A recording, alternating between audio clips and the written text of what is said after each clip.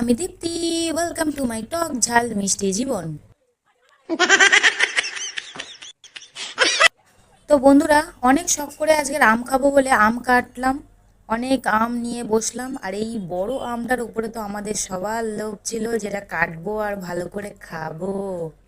কিন্তু ওই যে কথায় আছে না, সব চকচকে জিনিস সোনা হয় না।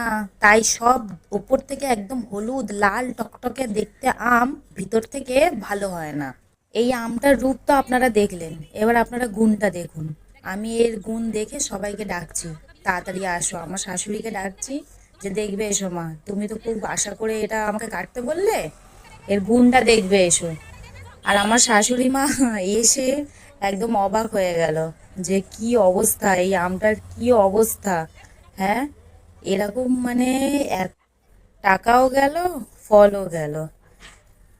এই যে আমি দেখাচ্ছি, দেখুন আপনারা পোকা দেখতে পারবেন কি এখান থেকে। আমি তারপর আপনাকে আরেকটু মানে জুম করে দেখানোর চেষ্টা করছি যে পোকা আপনারা দেখতে পাচ্ছেন কি। हे प्रभु हे हरि राम कृष्ण जगन्नाथ प्रेमा।